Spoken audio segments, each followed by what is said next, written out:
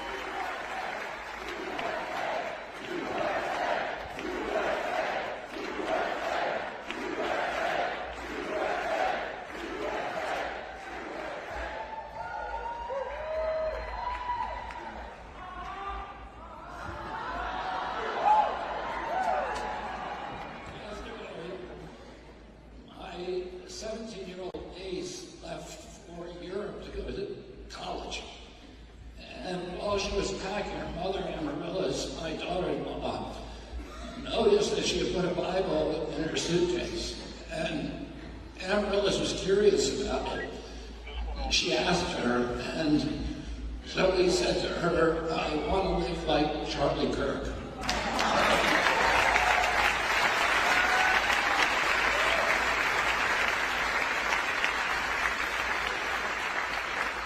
are millions and millions of kids around the country who we inspired, who now want to live with Charlie Kirk, and that's a great thing for our country. I met Charlie for the first time in July of 2001. I went on his podcast, and I think we approached each other with a lot of trepidation at that time, but by the end of the podcast, we were soulmates, we were spiritual brothers, and we were friends. And over the next couple of years, our friendship blossomed. He ended up being the primary architect of my unification with President Trump, which gave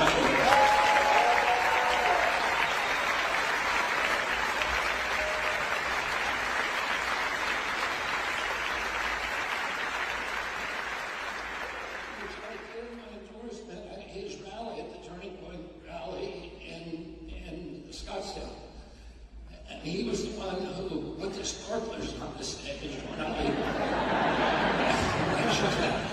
made a big show of it. But the overarching mission of Charlie Kirk was Jesus, but also free speech, and he saw them as intertwined. He thought conversation was the only way we were going to heal our country. We had to learn to talk to each other without vitriol, without poison, without anger. We had to be able to listen to ideas. We had to be able to say what we mean without being mean, and to talk to each other across this divide. It's the only way to end the polarization that's driven now by these algorithms and by all these other forces in our society. And that first conversation with him that I had, we talked a lot, we had a wide-ranging conversation. We talked mainly about the First Amendment. We talked about the fact that our founders put freedom of speech in the First Amendment because all the other rights are dependent on it. A government that can silence its opponents has license for any kind of atrocity.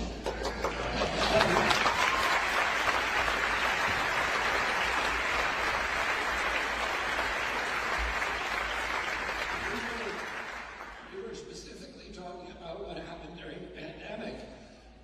Once the government figured out that we would put up with the censorship, they went after the entire Constitution. Immediately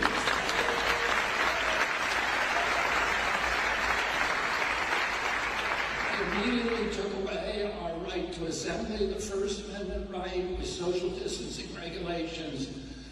They shut down the First Amendment right to worship by closing all of our churches for almost a year, and keeping the liquor stores open as essential businesses. They went after our Fifth Amendment right to our property rights. They closed down 3.5 businesses with no due process, no just compensation.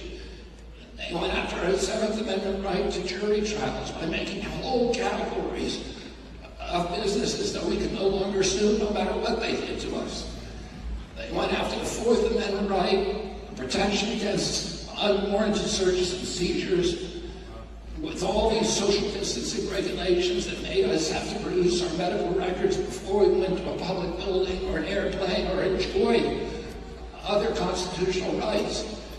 And Charlie, more than any figure in our country, led the resistance that has restored freedom of speech to this country.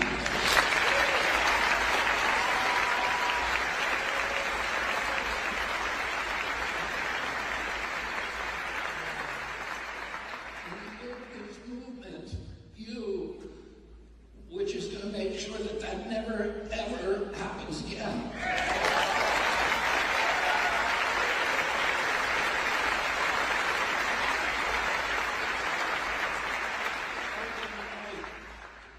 And when my brother David died, I had a conversation with my mother, who had been through more than her share of loss and tragedy.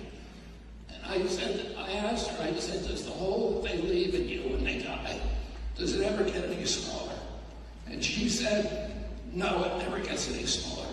But our job is to build ourselves bigger around the hole. We do that.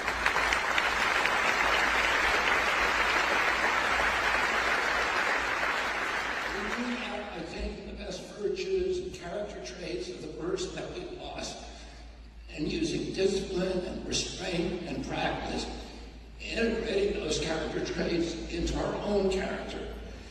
And in doing that, we make ourselves larger, and the whole gets proportionally smaller.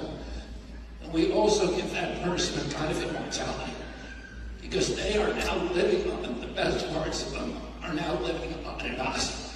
In one of my conversations, and Charlie was a target-rich environment for virtues.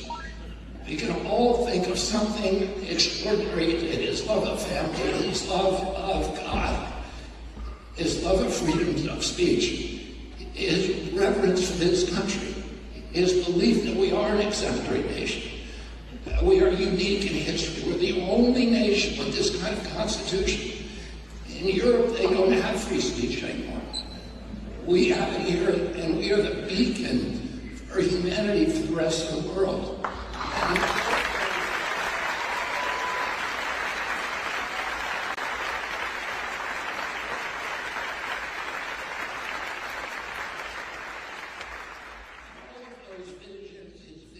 His mission to preserve those things, his kindness, and talking to people with whom he disagreed, are all things that we need to learn, and we need to integrate into our own lives.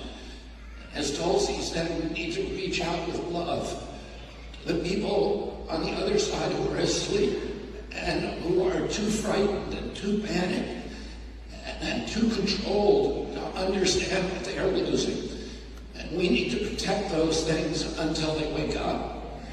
And I had a conversation once with Charlie where we were talking about the danger that we both face from challenging entrenched interests.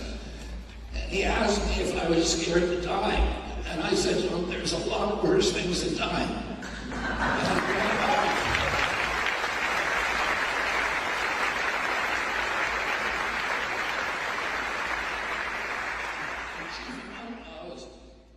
Is losing our constitutional rights and having our children raised in slavery.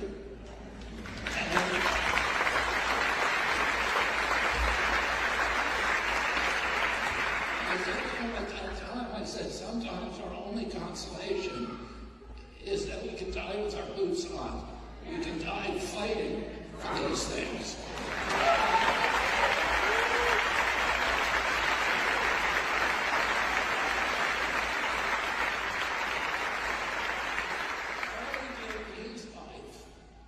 So that the rest of us would not have to suffer those fates worse than death. Now it's our job, he's no longer there to lead us, to rush in and fill the breach and win this battle for our country, for God, and for our families.